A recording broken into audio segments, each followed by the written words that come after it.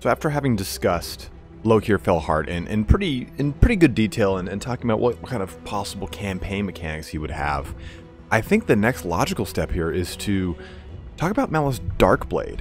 And a lot of you guys were saying, hey, you know, why not talk about Malus Darkblade? In all honesty, he's my favorite Dark Elf Lord. I like him more than Malekith. I like him more than Shadowblade. He is, in all honesty, my favorite Lord of the Dark Elf roster. So I wasn't trying to give Lokhir special treatment, guys. It's okay. Today, though, we're going to talk about Malus Darkblade. We're going to read his 8th edition lore blurb. We're going to talk about his special rules. But we're going to go into the history, the lore of him that is kind of generated, that is created from all of the Black Library books, the books that really kind of give credence to Malus Darkblade. Malus Darkblade came into the game in 4th edition, I'd say as a fleshed out lore. I think he was in 3rd and 2nd, or he was in 3rd, I think. And Gobble King and I were talking about this. He was in 3rd, I think, as just one of those, like, yeah, he's a special character with +1 weapon strength, or weapon skill, so nothing special here. So let's talk about Malus Darkblade, the scion of Haggraif, and his long sweeping history through Naggaroth, through the end times, and how he might possibly be put into Total War Warhammer 2, assuming he is the FDC, FLC character for the new campaign pack. So Malus Darkblade was always ambitious, even by the lofty standards of Haggraif's warring families. For long years, he played the deadly game of politics and assassination, and played it well, but finally his thirst for power led Darkblade into the clutches of a being darker than he. Rumors of a great power hidden in the distant north set Darkblade on a quest that led him deep into the realm of chaos. It is a testament to Darkblade's determination that he not only survived his journey, but at least came before the temple of Kul Hadar, in which his prize could be found. Alas, for Darkblade, the great power within the temple was something not easily bent to mortal will. Long centuries ago, the demon Zarkon had been bound within Kul Hadar, and Darkblade now unwittingly presented it an opportunity for escape. Blinded by avarice, Darkblade was possessed by the demon. In that instant, his life and soul were forfeit. He had but one way of escaping his fate: to find 5 artifacts of power that would fully free Zarkon from his ancient prison, and thus see Darkblade's soul restored. He had only a year to succeed, or else remain in the demon's thrall for eternity. Though the search took every waking hour of the allotted year, Darkblade finally succeeded in his quest. Upon the eve of his doom, he returned to Kul Hadar with the artifacts, and performed the ritual that would set the demon free. But Zarkon had tricked the Dark Elf. Upon escaping from Darkblade's body, the treacherous demon stole his black soul. From that moment on, the fates of Darkblade and Zarkon were forever intertwined. In the years since, Darkblade has become legendary in Naggaroth, as a great warrior and the leader whose hatred can overcome any opposition. Wielding the warp sword of Khaine, the only surviving artifact from the long, distant quest, Darkblade has hacked a bloody path of ruin across the frozen north, drawing upon Zarkon's power when needed, but relying first and foremost on his own dark determination and limitless reservoir of hate. Blurb that we read it Kul Hadar as being kind of a location, right? Well, in the books, Kul Hadar is actually a beastman shaman, a Bray shaman, and he kind of tells him, him being Malus Darkblade, basically how to go about the beginning of this quest. And to save you guys what is a very lengthy and very hard description of all 6 books, it really deserves its own video.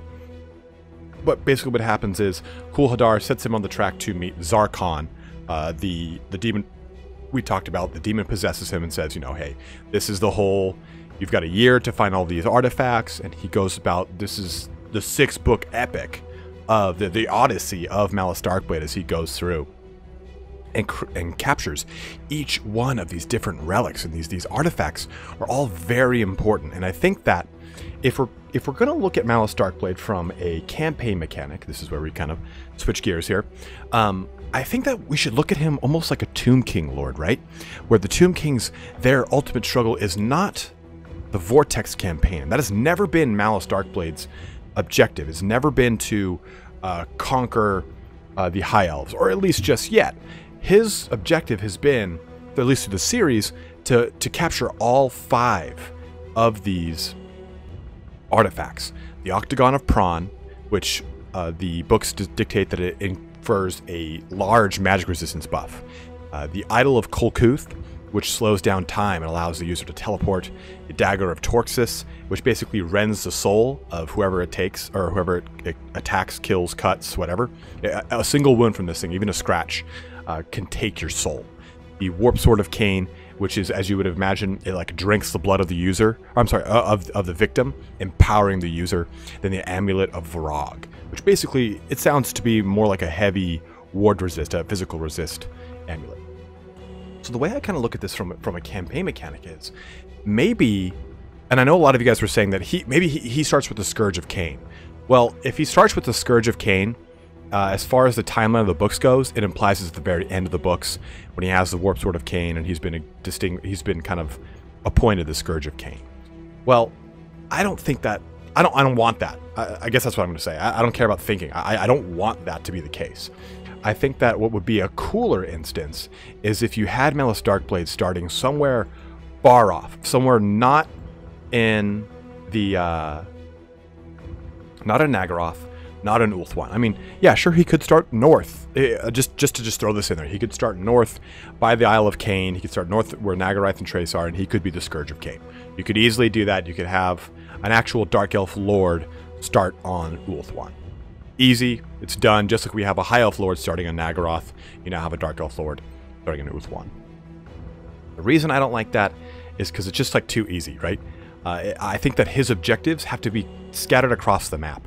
Nowhere in the books does it talk about the actual location of all these artifacts outside of maybe the dagger where it says it's in like a crypt in Karkarend. The rest is pretty much like spread to these random little places that I've never been able to find on the map, like the there's an island where the very first item is found, or second item is found, and it's nowhere on the map that I've been able to find. Even I talked to Lore Master Sotek, and we both were like, I don't know. So here's where I think that Malus Darkblade could start. So I think that he might start in the Land of Dervishes, right next to Sudenburg, in the Gulf of Medes. Now, this is a location that I also think Eltharion would be a really good starting location for. He has a lot. Eltharion himself has a lot of epics throughout the Badlands and through the Southlands, so it would make a lot of cool sense. But more importantly, I think from the Vortex campaign, there's no Dark Elves there's actually no elf period outside of the Knights of Orion, Orion, in the heart of the jungle. That's the only elf, and they're wood elves. There's no high elves, aside from, of course, the Sea of the Dread and the other guys at the very south. But the greater Southlands territory as a whole, the mid to northern portions, there's no actual elf presence. And I think it'd be kind of cool to really mix things up, especially with the Tomb Kings. Like, man, I'll be honest, if you guys have played the Tomb King campaign, it's very fun and probably one of my favorite, but once you get to that war of attrition where you're fighting against Tomb King 2 King, it gets really kind of boring. And if you had something to throw a kind of a wrench in there, like Dark Elves, it'd make that northern portion of Lustria really scary. It'd be a little bit more tumultuous. You'd have dwarfs, you'd have beastmen, you'd have Bretonnia, you'd have Empire, you'd have Tomb Kings, you'd have vampire counts. So it'd be a lot, and then the addition of whatever elf is in the Land of Dervishes. So, because it is donated as an elven ruin on the map. So let's say that's a pretty good likelihood for Malus Darkblade to start. I think it would make a lot of cool sense. And if we're talking about a vampire coast, an Amazons, or a Dogs of War, or any other of the factions like Araby, it makes a lot of sense, right? Because we've got this Dark Elf Lord whose objective is not the Vortex campaign. He has objectives that are tied to locations around the globe. Maybe there's 4 artifacts. Spread them to all 4 corners. One in Ulthuan, one in Nagaroth, one in the Southlands, one in Lustria. That'd be really fun. And I think that's kind of what makes the Tomb Kings fun, is that once you've really kind of secured the Heartland, or at least where you want to be, you have to sojourn across the map. It forces you to get involved with other races.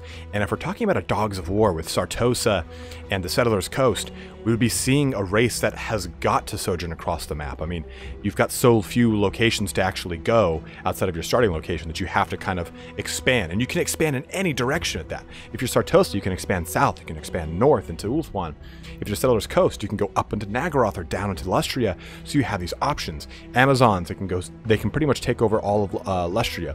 Vampire Coast, maybe they hop the Great Sea here, the southern straits of the Great Ocean, and jump right into the Southlands. So you have a lot of really cool starting options for these supposed new races in a campaign pack, and I think that adding this Dark Elf Lord, that would be kind of that thorn in their side as someone who has to kind of compete with these sojourning races. I think it'd be really fun. And you could even kind of say that as he gains more and more of these artifacts, they grant him special abilities, and they kind of fall in line with the abilities from lore. You know, the Octagon of Prawn, just a heavy magic resist. The Amulet of Varog, a heavy physical resist bonus. And maybe it gives himself, Malus Darkblade, a bonus to the individual character, and then the object can actually give a map-wide combat bonus as well. So maybe the Amulet of Varog gives a 15% or maybe 20% physical resist to Malice Darkblade, but then a 10% or 5% across the entire map. Same thing with Octagon of Prawn when it comes to magic. So I see these artifacts as being a way to, you choose, right? Do you want to go for the Warp Sword of Khaine, which is going to make Malice Darkblade maybe this way more of an assassin character in the sense that he can just burst down and kill a lord quickly, and maybe killing the lord replenishes his life as said by the Warp Sword's lore-like abilities. I'd love to see something like that where you kind of pick and choose how you want Malice Darkblade's campaign to go based off of this kind of like running through the map. And maybe to add a timer to it, you've got something kind of like the Blood Knight, where if you don't get these artifacts or start moving towards these artifacts or something like that, you can actually trigger Zarkon, which means that maybe you have a huge public order hit, a huge upkeep hit or something like that, but you're way stronger in combat because the Zarkon the demon now possesses Malice Darkblade and takes control of him. We obviously can't make it so you can't control the character. That would be just terrible. So having it so that it made it so that you were way better in combat, basically kind of creating that urge, that basically that impetus that if you want to go and do more fights to get closer to the artifact, it's now easier for you, but you now are losing all the land you've captured in the name of Malice Darkblade. Because Zarkon has to have a presence in this character, either a campaign presence and a battle presence, or one or the other. And I like the mechanic where Zarkon's almost like a timer that forces you to kind of keep moving in a direction versus just turtling. Because I think that's so common in Total War Warhammer is, okay, I'm going to secure my heartland, I'm going to make sure it's just beefing out, I'm going to have 3 or 4 major provinces all churning out major economy. Well, maybe with Malice Darkblade you just can't do that. You just don't have the time to really solidify more than one province, and it's got to be dedicated almost mainly to war. And you can then have him getting more raided capabilities, or maybe more from raising cities, because this way, or maybe that's even a part, as I kind of brainstorm this, maybe that's a portion of Zarkon, that Zarkon gives you more combat stats, you raid and raise and get more from it, but you have terrible economy penalties that really kind of make it hard to maintain your empire. I think that'd be kind of fun. But you have to strike a really good knife's edge, right? Because you look at the Ember system for Wood Elves, which was this really cool initial thought that just kind of went like, so, excuse me. That's what would be really nifty for Malice if he did have that kind of proverbial gun to his head. Now, let's take a look at his special abilities to kind of give you guys a better idea of what he might look like as an actual character. So we've talked about Haggrafe and how it is important to the greater Dark Elf society, and especially to Malekith, but that's really only at the end of the story. And I think this is the point of Total War Warhammer, is to create the story that has been kind of laid out before you. Okay, Malekith at this point in his quote-unquote career, you have to now execute the rest of it. Same thing with Malice Darkblade. Okay, well, he's not necessarily the ruler of Haggrafe yet, the Scourge of Khaine. How do you want him to become that Scourge of Khaine? Do you want him to do it by mercilessly cutting down his kin? Do you want him to reap through the Southlands and make a new Dark Elf empire in a land that's never existed in lore? That's, I think, the kind of cool mechanic I want to see around Malice Darkblade. So as I get off that tangent, let's get back on his actual abilities. So he has the typical abilities that all Dark Elves have. You know, Always Strike First, Murderous Prowess, Eternal Hatred. He has Thick-Skinned, which it does not mean that he's spent multiple years in sales and has built a thick skin. No. It just means that he gets more armor from riding his mount than you would normally in tabletop. And his mount is pretty cool. It's called Spite. It's just a cold one, but I think that it needs to be more than just a cold one. It needs to be a little bit, not like a Carnosaur, but I think Spite, they talk about how Spite is bigger and better and more badass in the lore. So I want him to be an even more fearsome cold one. Maybe it has a slightly higher charge bonus, or as part of Thick-Skinned, it gives him more actual armor. Or maybe it has a little bit faster of a speed because it's a slightly larger, different colored cold one.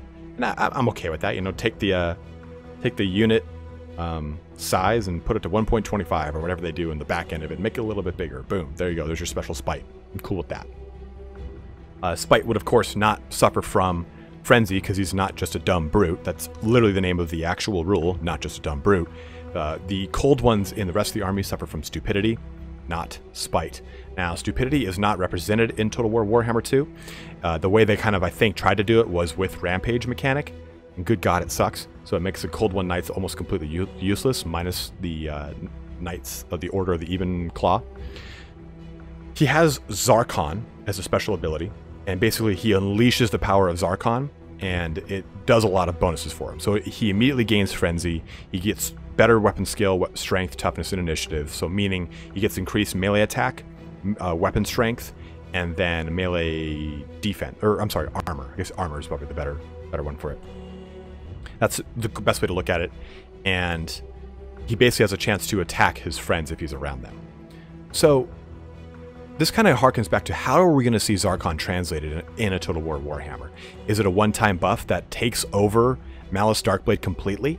Because in tabletop, if you trigger and want to become Malice, or I'm sorry, Zarkon, you cannot turn back to Malice the rest of the game. He's stuck there.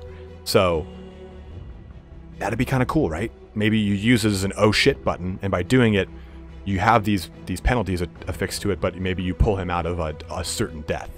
Maybe his attacks are way stronger, but they actually also hurt, and they're like cleave attacks, and they actually also hurt friendly units as well. So Zarkon would be an interesting one, and I'd love to see how you guys would like to incorporate it, but maybe he just becomes a super beefed up lord. Maybe it is just a small bonus to melee attack, weapon strength, and AP, and that's just kind of the representation of it. It's almost like an enhanced killing blow. I could see that. That way, you know, you don't lose control of him entirely, but there's a lot of ways that can go with Zarkon on the actual battle map that I'd love to see how they represent. Lastly, though, he has a magic item, the Warp Sword of Khaine. This is one of the 5 fabled treasures, you know, we talked about. So here's the Lord Blurb. This is one of the 5 fabled treasures that Malice had to retrieve in his quest to rid himself of the demon that possesses him.